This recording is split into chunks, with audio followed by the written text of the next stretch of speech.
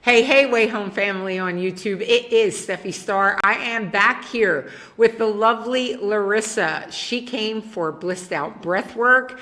We had our session. We did some integration, and I'm going to conduct her post-session interview the way we do. You know how we do here with our at-cost fee schedule so that we don't have to collect profits from our human family. We want the deep pockets and the billionaire dough. So click like, click subscribe, and make sure you follow us here on YouTube and on Facebook. So tell us again, if you would, your name, your age, and where you live. My name's Larissa. This is the last day that I am 45. Yay! And I live here in Florida. Fantastic. All right, and what do you do for a living? I am a dog groomer. A dog groomer here Yes. in Wellington, Florida, In Palm Beach Wellington. County. All right, Yes. the descriptions, the deets is down in the video description. So how are you feeling in general after your Blissed Out Breathwork session, just generally? Generally, I feel really refreshed and good and excited. Okay, fantastic. I love that. All right. And how are you feeling specific to the experience itself? I wasn't sure what to expect, going into it. I knew it wasn't going to be like hallucinogenic, so I wasn't expecting that. I was kind of hoping it would be like, more of like a deep meditation, which it actually was. It was good. It was very relaxing, and I mean, you can't really prepare for it. Like, you don't really know what to expect, so don't expect anything. Absolutely. Expectation is the opposite of love.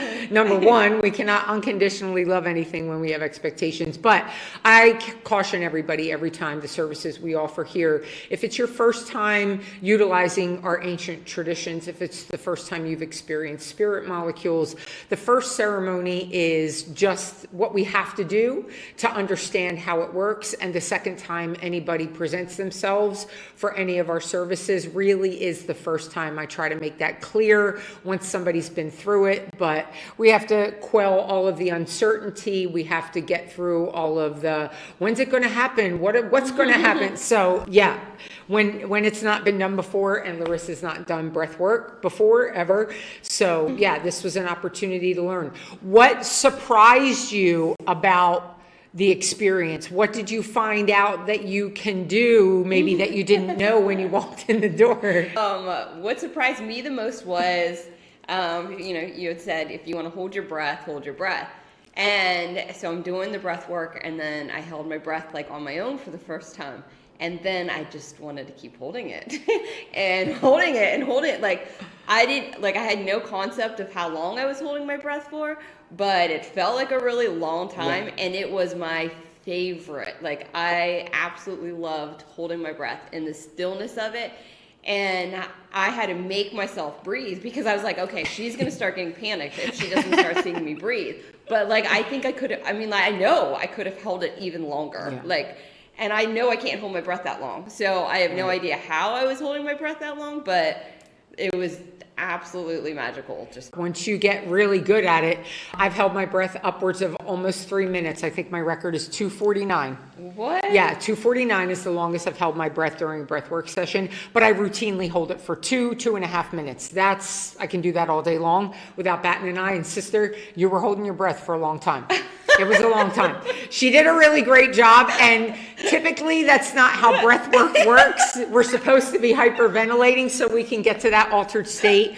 But if you've ever watched any of my videos, you know I believe we are the medicine, we are the healer, and far be it from me to interrupt somebody, especially on their first time, to tell them, you're not doing it right, So I let it happen, but, Larissa gets to walk out of here with a brand new gift that is her own breath, and understanding that she can meditate in real stillness, like when you're not breathing. Granted, blood's flowing, right. Organs are breathing, organs are moving, it's nothing's ever perfectly still. The planet spins 100 miles a minute on its axis, and yet you wouldn't know that. We're sitting here, it looks still, right? Mm-hmm. But being able to hold our breath for a very long time permits us to have an illusion of stillness, and in that stillness we really can do deep meditation. So I'm glad that you're going to walk away with that gift.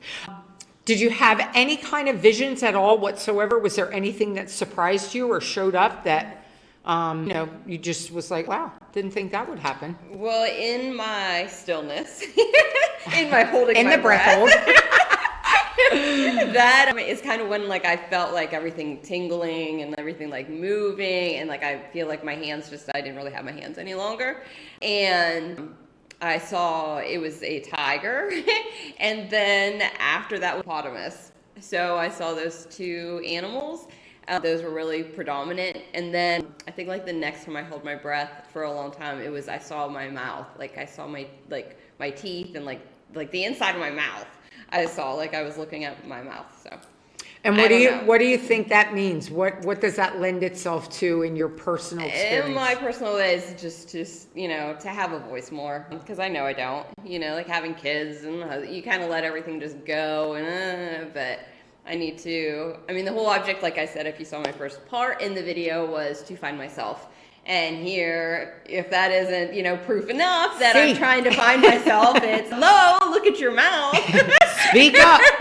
Speak your truth, sister girl. Exactly. I love it. I love it. And I will say, you know, I'm a big believer that nothing exists here by accident, and that when animals show up, whether it's a dream, whether it's a vision, whether it's walking down the road, I see animals all the time. I think, I don't want to mispronounce his name, but there's a book called Animal Spirit Guides. I highly recommend it. It is so beautifully researched.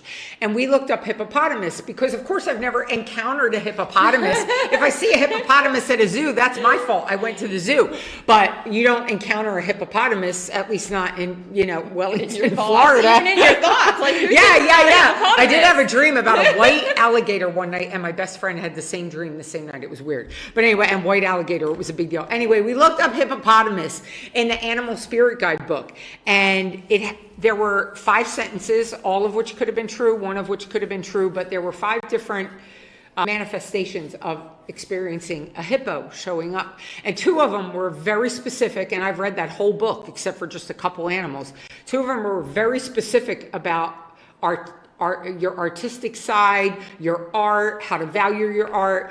And I said, are you artistic? And she goes, yeah, I am. And I'm like, that's uncanny, because I've never had anybody talk about a hippopotamus, and yet 2 out of the 5 things were very specific about art. And here we have an artist in our midst. So did you enjoy the experience, and do you feel as if you would do it again or recommend it for other people to do? Honestly, very much. I absolutely loved it. It was very, very relaxing, very just kind of, you know, it was great. Yeah. I mean, of course I'm going to try more. I mean, that's like trying meditation once and being like, oh, now I'm done. Exactly. I tried it. Right. You want to keep doing it and keep doing it and see where you can get. Open yourself up.